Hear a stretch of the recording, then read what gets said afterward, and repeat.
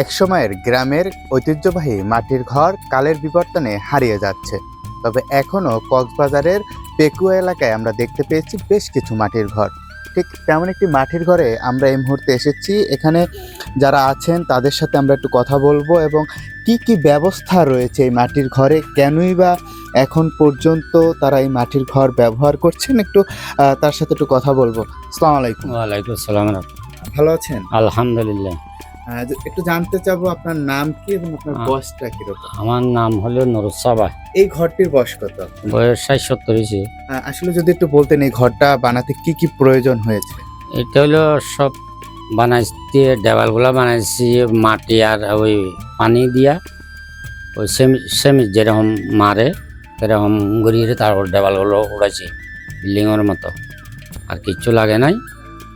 তবে উপরে যে কাঠগুলা দিছি এগুলো হইলো আমি নিজে বানাইছি। কাঠ এগুলা দিছি, ইয়ার পরে বেড়া দিছি, বেড়া দিয়ে টিন মারি দিছি। আপনি বললেন যে এই ঘরটির বয়স প্রায় 60 থেকে 70 বছর, কিন্তু আমরা দেখতে পাচ্ছি যে এখন পর্যন্ত এটি চকচকে করছে। আসলে এর কারণ কি? এখনো বিল্ডিং আছে আরো মজবুত দেওয়ালের ঘর। এরা তো মানুষ এখন তো পয়সা করে সব চলে গেছে, তখন তো আর দেওয়ালের ঘর পছন্দ করে না।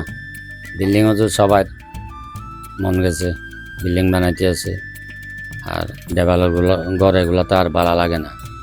আসলে একটা মাটির ঘরে কি কি সুবিধা পাওয়া যায়? এটে মাটির ঘরে মোটামুটি শীতকাল আইলে এখানে আরাম লাগে, গরম কাল আইলে আবার ঠান্ডা লাগে। একটি বিষয় একটু জানতে চাবো, আমরা তো দেখি যে দেয়ালের ঘর যেগুলো থাকে সেগুলো তো অনেক সময় চুরি হয়ে থাকে। মাটির ঘরে আসলে চুরি হওয়ার মাটির ঘরে চুরি হয় মানে অবহেলার দ্বারা। অবহেলা বলতে আপনার দরজাগুলা বন্ধ করেন বালা করি, আর ভিতরে এখনো সুর ঢুকে গেছে না, এরা তো আর চা না দেখে না।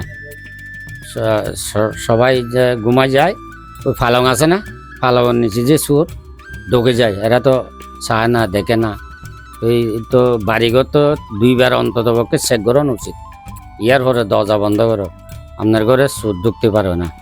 অবহেলা করছেন, আপনার ঘরে যেখানো মতো সুর ঢুকতে পারে। আমার ঘরে এরকম ঢুকছি তো প্রায় 4টা বাজে গেছে। 4-5টা মোবাইল আছে, আমার বোমা আছে 2টা, আমার একটা, আমার 2 মাইয়ার 2টা। এই চোর গলি 4টা বাজে, মোবাইল 3টা নিছি। 3টা লই, তখন তো আমার নাতি যেতে চিক্কির মাঝে দেখে চোর ঘরে।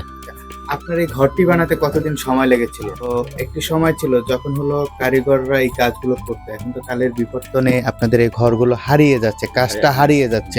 সেক্ষেত্রে যারা এই কারিগর ছিল তাদের এখন বর্তমান কিরকম চলছে? এরা মানে কাম খরচ আগে তো মিলিত, এখন তো কেনা টুকটাক খাম কমে গেছে। ঘর তো এগুলো আর বানা না, মাটির ঘর বানাইলে তো মানুষ লাগে না। এখন তো মাটির ঘর কমে গেছে, কাজও কমে গেছে।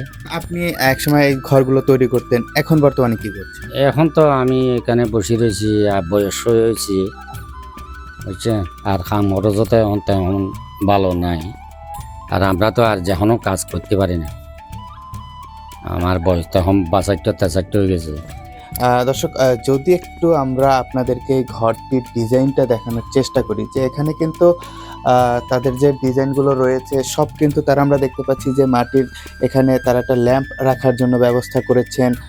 অন্য জায়গায় আবার আমরা দেখতে পাচ্ছি যে বিভিন্ন থাক সিস্টেম করেছেন যাতে তাদের জিনিসপত্রগুলো এখানে থাকতে পারে, এবং এই ঘরটির মধ্যে আমরা দেখতে পাচ্ছি জানালার সিস্টেম রয়েছে যাতে আলো বাতাস ঢুকতে পারে। তবে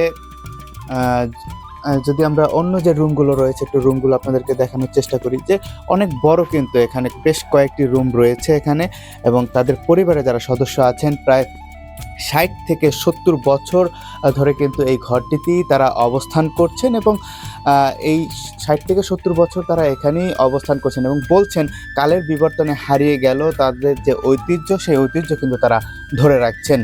জাকারিয়া রবিউল, প্রতিদিনের বাংলাদেশ, কক্সবাজার, পেকুয়া।